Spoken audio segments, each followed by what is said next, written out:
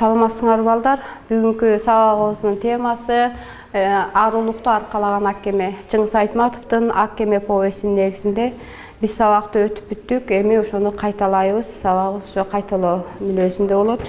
Демесе көңүл буруп турсаңыздар. Дөңгөлөктөй чимирилип күндөр өтөт. Дүңгүрөп көз алдыңдан дүйнө көчөт. Дөбөдө жетимсиреп жалгыз дүрбү, сүйкүңдү кичинекей ээсин күтөт. Ысык көл бет алдыңда чалкып жатат. Толкунунун түрмөгүнө сырын катат. Чыйралып айтмак болуп обдулатта, чыдабай шу үшкүрүп кайра тартат. Бул жорук күн түшүнтүп кайталанат. Баланы өлгөн деп ал кантип айтат. Капилет касыреттен чыккан муңун кадимки көкөй кести күүгө айлантат.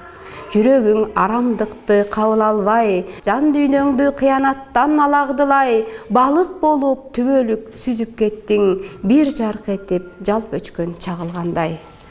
Ооба, Айтматовдун Акеме повести мына ушундай кайгылуу аяктабады беле. Ар кимибиздин жүрөгүбүздө балага деген аябоо сезими калды.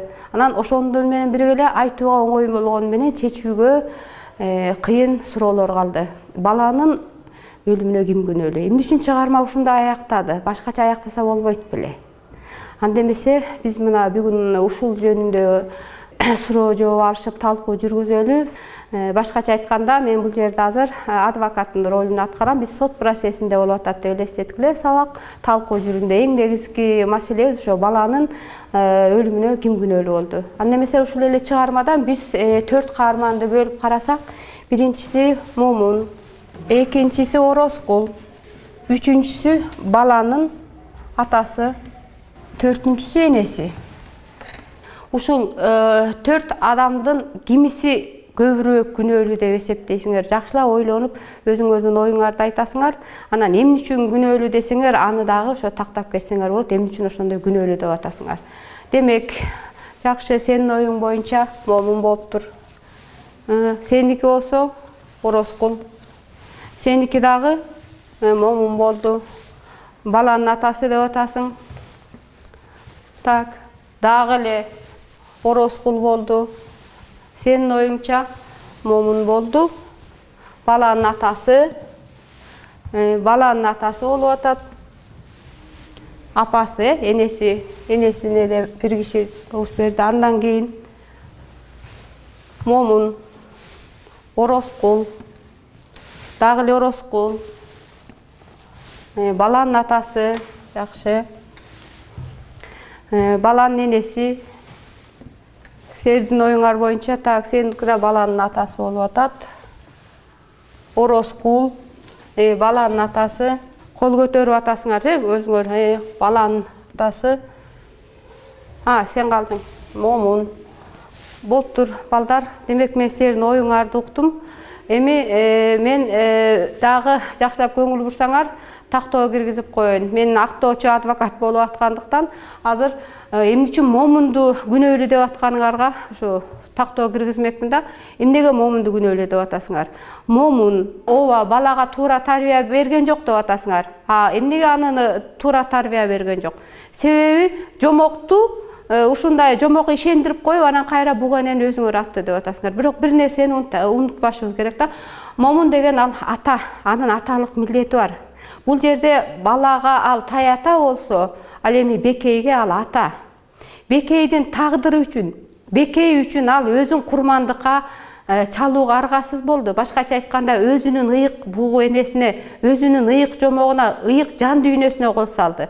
Мындайча айтканда, өзүн курмандыкка чалды.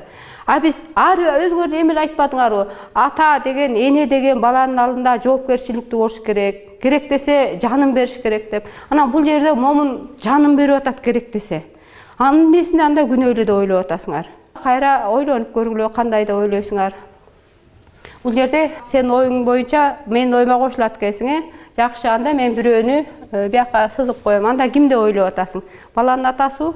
Анда баланын атасына кайра бир адамдыкын. Калганыңар кошулбайсыңарбы? кошулбасаңар мейли ал өзүңөрдүн оюңар, ар бир ой баалуу. Анда эмесе Орозкулга кайрылайын. Эми Орозкулду күнөөлүү деп атабыз, бул жерде зөөкүр деп атабыз. Мындай караганда баарыбызга жаман көрүнүп атат, жек көрүндү каарманыбыз болуп атат. Бирок Орозкулду ким ушундай даражага жеткирди?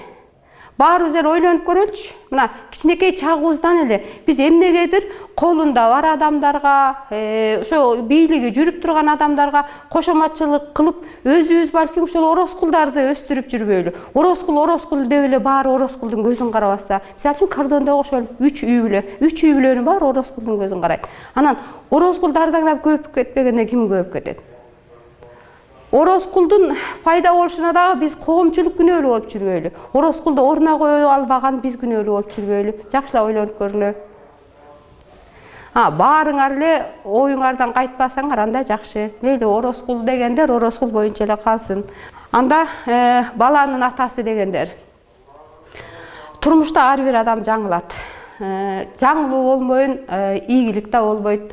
Баланын атасы менен энеси туура эмес баш кошуп алгандыр. Башкача айтканда сезимдерин алгачкы сезимдерин кийин тактай албай калышты да, ошон үчүн экөө ажырашып кетишти да.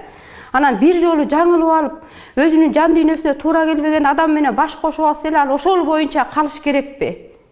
Балким ал өзүнүн түгөйүн, өзүнүн жан дүйнөсүнө төп келген адамды издегиси келди. Анан экөө бирин-бири кыйнап жашагандан көрөк балким ушул эки жолго түшкөн деле туура болгондур. Кокус баланын атасы ажырашып кетпей каза болуп калган болсо эмне болот эле? Анда деле ал таятасы, момунга же чоң атасына же кимдир бирөө менен калганга туура келет эле да. Бул жагынан да ойлошубуз керек. Себеби турмушта деген баары бир кылка болбойт. Өлүм деген жашкарга карабай келет. Баланын башына, чоңдун башына ар кандай оор тагдыр түшүп калышы мүмкүн. Мисалы үчүн баланын башына азыр ушундай тагдыр туш келди.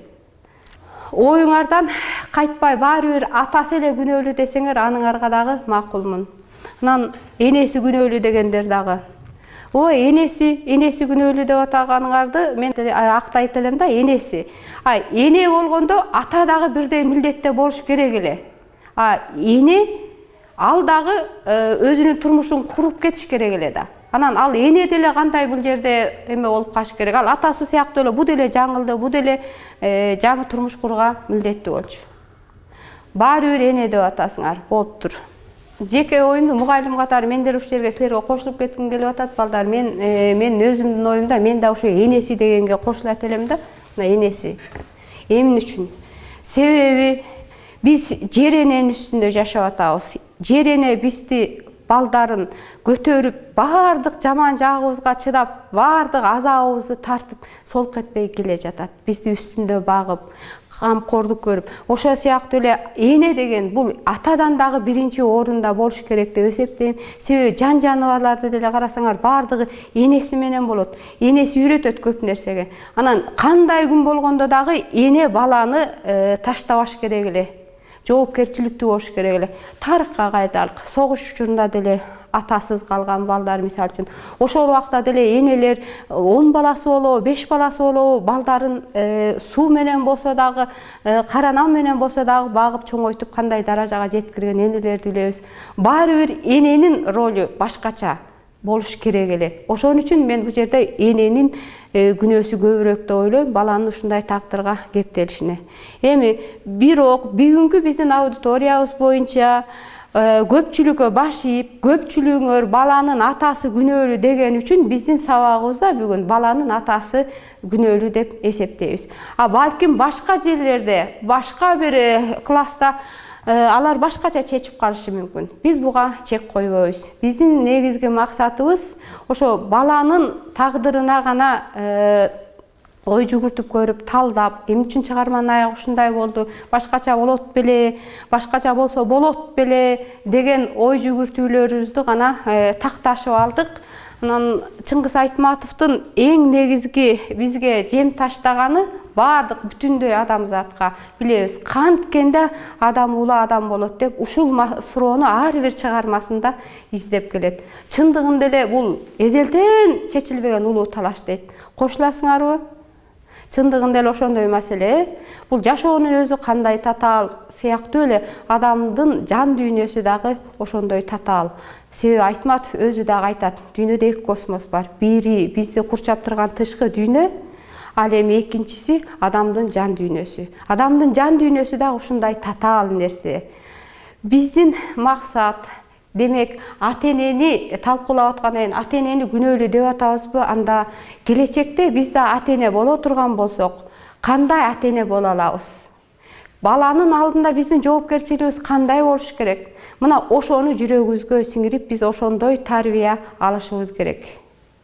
Анан баарыбыз ойлонушубуз керек. Ооба, бирөөнү күнөөлөш оңой эле мындай караганда. Бирок турмушка келгенде, ошол кырдаал менен өзүң бетме-бет келгенде, сен ошол маселени, ошол көйгөйдү кантип чечесиң?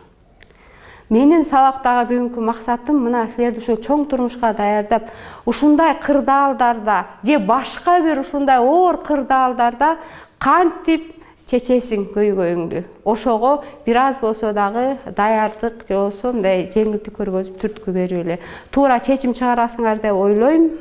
Көңүл бурганыңарга рахмат. Кийинки сабакта жолугушканга чейин саламаттуу болуңуздар.